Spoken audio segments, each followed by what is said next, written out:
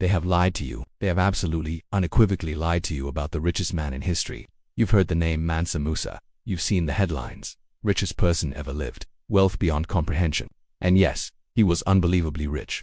So rich that his wealth is genuinely difficult to quantify in modern terms. But the story you've been told, it's a caricature, a soundbite. It's missing the truth of a figure who was not just a king drowning in gold, but a visionary leader, a complex strategist, and a man whose legacy is far more profound than just a staggering bank account, one of the most prominent Black and Islamic figures today. We're not just talking about a rich guy.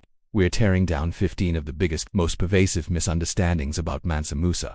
Get ready to have your mind blown, and maybe, just maybe, learn to look at history a little differently. Forget the cartoonish images of a king just sitting on a mountain of gold. We're going deep into the heart of the Mali Empire, a medieval African superpower whose influence stretched across continents. This isn't just about gold, it's about power, faith, politics, and a legacy that literally changed the world. Let's dive in. Let's start with the basics. His name, Mansa Musa. Sounds simple, right? Misunderstanding number 1. That was just his name. Mansa was actually a title, meaning Sultan, conqueror or emperor of the Mali Empire. His birth name was likely Musa Keita. So, you're not just saying King Musa, you're saying Emperor Musa. This immediately elevates him from a mere monarch to the supreme ruler of a vast and influential empire. It sets the stage for the power he wielded. Some portray him as someone who just lucked into the throne and the gold. Oh, he just inherited it.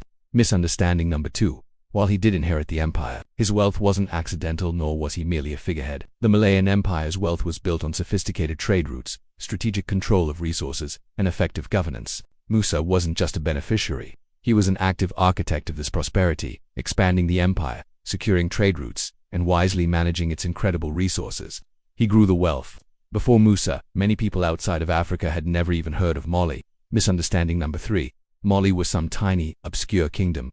Absolutely not. By the time Musa ascended, the Mali Empire was already a major power. It was one of the largest empires in the world at the time, stretching across West Africa, controlling vital salt and gold mines, and encompassing a diverse range of cultures and peoples. Musa built upon an already formidable foundation. The Hajj, the legendary pilgrimage to Mecca. This is where the richest man narrative really takes hold. Misunderstanding number 4. His Hajj was purely a flex, an ostentatious display of wealth for its own sake. While it certainly was a display of wealth, its primary purpose was religious. As a devout Muslim, fulfilling the 5th pillar of Islam was a profound spiritual obligation. The economic impact was a consequence of his devotion, not the sole aim. He took thousands of people with him, not just because he could, but because it was part of the grandeur and spiritual significance of the journey. This is a big one. The idea that he just recklessly handed out gold, causing inflation. Misunderstanding number 5. He just threw gold around with no thought for the consequences. It's true, he distributed enormous amounts of gold, particularly in Cairo. But this wasn't mere recklessness. It was a calculated act of diplomacy, charity, and an assertion of power. He wasn't just giving, he was establishing relationships, providing for the poor, and making an unforgettable statement about the power and prosperity of Mali. The economic ripples, while significant, were secondary to these strategic goals. And following on that, misunderstanding number 6, the inflation he caused in Egypt was a sign of his folly.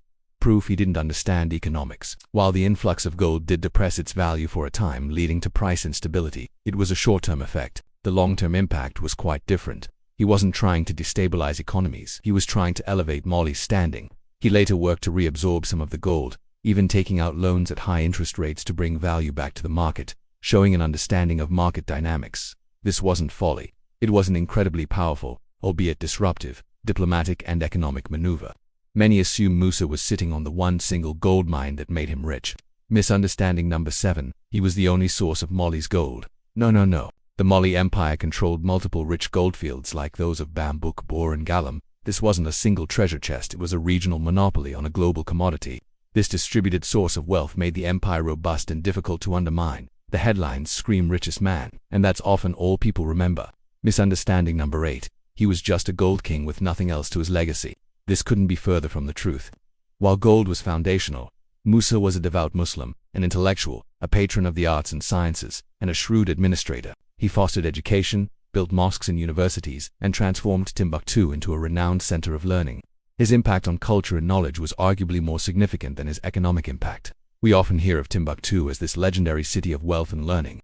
Misunderstanding number 9. Timbuktu was always this magnificent metropolis.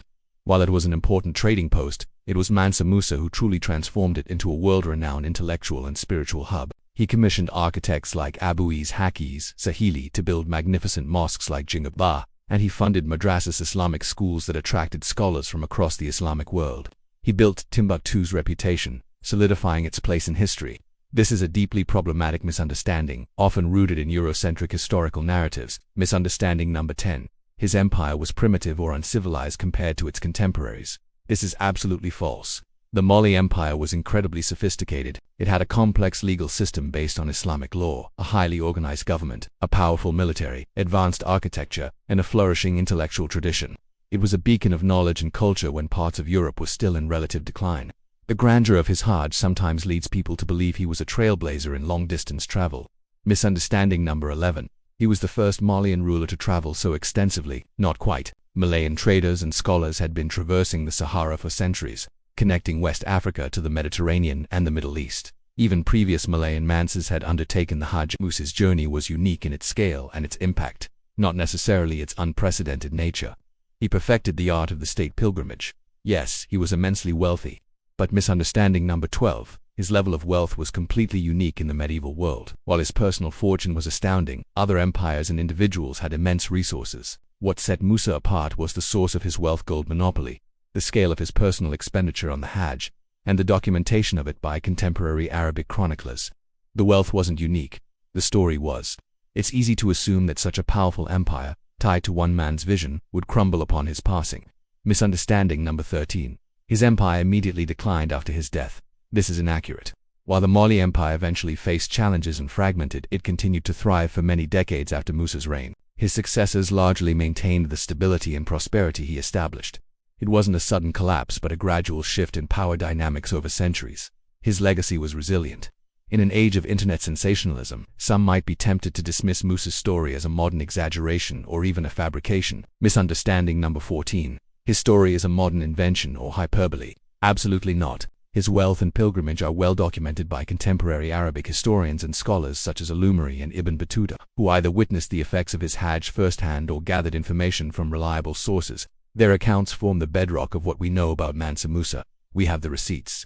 Finally, and perhaps most importantly, misunderstanding number 15. Mansa Musa's only lasting impact was economic, merely a tale of immense riches. This couldn't be further from the truth. His impact was multifaceted and profound. He reshaped perceptions of West Africa in the wider world, fostered an intellectual golden age, solidified Islam's presence in the region, established diplomatic ties, and built a legacy of governance and cultural patronage that endured for centuries. He wasn't just rich, he was a builder of civilization.